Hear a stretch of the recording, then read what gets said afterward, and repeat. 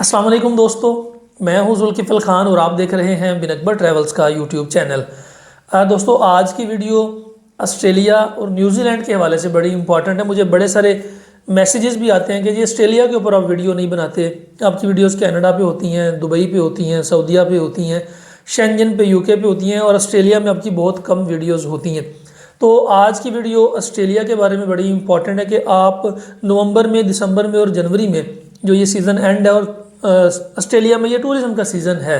बाकी कंट्रीज़ में ये बंद हो चुका है, कनाडा में, यूके में, यूएसए में, सारे शेंजन के अंदर टूरिज्म का सीज़न ऑफ हो चुका है और वहाँ पे सिर्फ न्यू ईयर और क्रिसमस के सेलिब्रेशंस के लिए लोग अप्लाई कर रहे हैं और वहाँ पे आप विज़िट के लिए इन दिनों में जा सकते हैं। लेकिन ऑस्ट्रेलिया में अभी चूंकि टूरिज्म का सीज़न स्टार्ट है जो कि दिसंबर तक चलेगा या जनवरी एंड तक चलेगा, उसके बाद फिर ये भी डाउन हो जाएगा। उसके बाद फिर मार्च में ये लोग दोबारा ऑस्ट्रेलिया को विज़िट करेंगे। तो इन दिनों में पाकिस्तानियों के लिए अच्छी खबर ये है कि ऑस्ट्रेलिया के अंदर एक सीरीज़ आ रही है जो कजाकिस्तान और ऑस्ट्रेलिया की क्रिकेट मैच की सीरीज़ आ रही है। इसके अंदर 3 टेस्ट मैचेस हैं, 15 दिसंबर से स्टार्ट हो रही है। आज चूंकि 14 नवंबर है और ये वीडियो मैं इसलिए बना रहा हूँ कि आज जिन लोगों ने ऑस्ट्रेलिया में विज़िट वीज़ा के लिए अप्लाई करना है या विज़िट वीज़े के लिए अप्लाई करना चाहते हैं तो अभी उनके लिए प्रॉपर टाइम है। मैं आपको डिटेल बता देता हूँ कि इसके लिए कौन कौन से डॉक्यूमेंट्स चाहिए होंगे, इसके ऊपर एक्सपेंस कितना आएगा और प्रोसेस टाइम क्या है, कौन लोग अप्लाई कर सकते हैं, कौन लोग अप्लाई नहीं कर सकते। इससे पहले आप जिन दोस्तों ने अभी तक चैनल को सब्सक्राइब नहीं किया हुआ, चैनल को ज़रूर सब्सक्राइब कर लें, क्योंकि अभी भी हमारे 70 to 80% व्यूअर्स ऐसे हैं जो विदाउट सब्सक्रिप्शन हमारी वीडियोस देखते हैं, इन्फॉर्मेशन लेते हैं। अगर आपको हमारी इन्फॉर्मेशन अच्छी लगती है तो आप हमारी वीडियोस देखते हैं, तो सब्सक्राइब करने में भी कोई खर्चा नहीं आता। तो ऑस्ट्रेलिया में करना आपने ये है कि आपने अपने आप को क्रिकेट का फ़ैन शो करना है और आपने अपनी टीम को, यानी कि पाकिस्तानी टीम को सपोर्ट करने के लिए आपने ऑस्ट्रेलिया जाने का प्लान करना है इस सीरीज़ के दौरान। कि जब ये सीरीज़ हो रही है क्रिकेट की सीरीज़, तो आपने शो ये करना है कि आप क्रिकेट लवर हैं और आप ऑस्ट्रेलिया जाना चाहते हैं और अपनी टीम को सपोर्ट करना चाहते हैं। उसके लिए आप 2 से 3 क्रिकेट मैचेस की टिकट्स परचेज़ कर लेंगे ऑनलाइन, आपको आईसीसी की वेबसाइट से मिल जाएंगी। आप वहाँ पे आराम से जाके किसी भी 2 से 3 मैचेस की टिकट परचेज़ करें। टिकट परचेज़ करने के बाद जिन डेट्स की आपने टिकट परचेज़ की हुई हैं उन डेट्स का आप ट्रैवल प्लान बना के तो फिर आपने केस अप्लाई करना है कि मैं इन दिनों में जाना चाह रहा हूँ और मुझे ऑफिस से भी छुट्टियाँ हैं या मुझे काम से भी छुट्टियाँ हैं और मैं ये क्रिकेट लवर हूँ और मैंने ये क्रिकेट बहुत देख रखी है। तो वैसे अमूमी तौर पे तो पाकिस्तानी क्रिकेट लवर्स ही मशहूर हैं। तो आप अपनी टीम को सपोर्ट करने के लिए इस सीरीज़ का फ़ायदा उठा के तो आप ऑस्ट्रेलिया में अपना विज़िट वीज़ा अप्लाई कर सकते हैं और जा सकते हैं। इन दिनों में आप इस सीरीज़ का फ़ायदा उठाएं और लाजमी अप्लाई करें।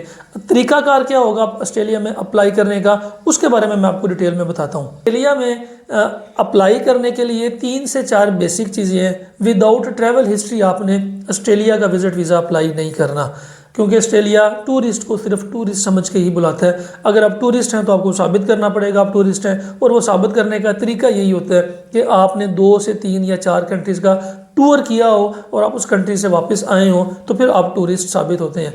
इसके बाद आपका सोर्स ऑफ इनकम, अगर आप सैलरी पर्सन है आपकी सैलरी 1 लाख से ज़्यादा होनी चाहिए। अगर आप बिजनेस पर्सन है तो आपकी मंथली इनकम 2 लाख से ज़्यादा होनी चाहिए। इसके बाद आप टैक्स रिटर्न्स हों, यानी कि फाइलर हों आप। उसके बाद आपकी जो बैंक स्टेटमेंट है वो अच्छी होनी चाहिए, मेंटेन होनी चाहिए और अकाउंट में कम से कम भी 2 मिलियन तक यानी 20 लाख रुपए पाकिस्तानी मौजूद होने चाहिए, जिससे लगे कि आपका ऑस्ट्रेलिया का टूर बआसानी हो सकता है। इस टिकट ही टिकट है ऑस्ट्रेलिया का, वो 5 लाख का तो सिर्फ टिकट है आने जाने का, ऑस्ट्रेलिया का रिटर्न टिकट जो है।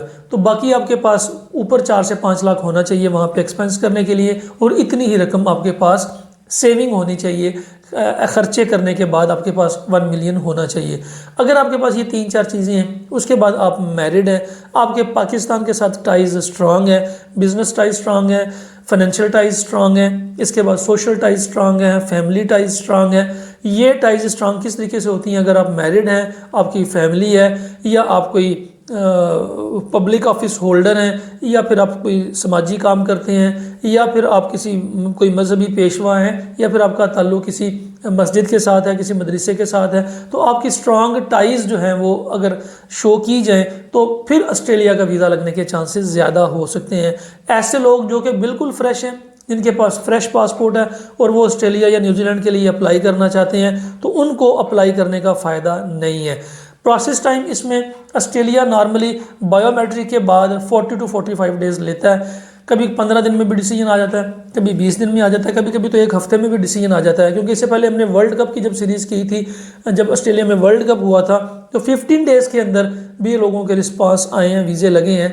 लेकिन बायोमेट्रिक की प्रॉब्लम तब आ रही थी, एकदम रश हो गया और बायोमेट्रिक की प्रॉब्लम्स आना शुरू हो गई। लेकिन अभी बायोमेट्रिक की प्रॉब्लम नहीं है, लेकिन वीज़ा जो प्रोसेस टाइम है वो शायद 15 से 20 दिन मिनिमम ले और मैक्सिमम 40 से 45 दिन ये लेगा। तो ये इसका प्रोसेस टाइम है। एम्बेसी फीस इसकी तकरीबन इस वक्त पाकिस्तानी को 40,000 रुपये के करीब बनती है। इसके अलावा बायोमेट्रिक की फ़ीस है। इसके अलावा अगर आप किसी भी कंसल्टेंट से अपनी फ़ाइल प्रिपेयर करवाते हैं, डॉक्यूमेंट्स तैयार करवाते हैं, क्योंकि ये सारा प्रोसेस ऑनलाइन होता है, आप खुद भी घर बैठ के भी अप्लाई कर सकते हैं। अगर आप किसी ट्रैवल कंसल्टेंट से करवाते हैं तो वो आपको अलग अपने सर्विस चार्जेस ले सकता है। तो ये इसका सारा का सारा प्रोसेस है ऑस्ट्रेलिया में अप्लाई करने का। रिक्वायरमेंट क्या है, कौन अप्लाई कर सकता है, कौन नहीं, और हर बंदे को हम हर वीडियो में कहते हैं कि हर बंदे को हर कंट्री के लिए अप्लाई नहीं करना चाहिए। पहले किसी भी कंसल्टेंट से अपनी असेसमेंट करवा लें, अपने डॉक्यूमेंट्स चेक करवा लें कि आप एलिजिबल हैं किसी भी कंट्री के विजिट वीज़ा के लिए, तो फिर अप्लाई करें, बजाय इसका कि आप रिफ्यूज़ल्स लगवा के तो बैठ जाएं।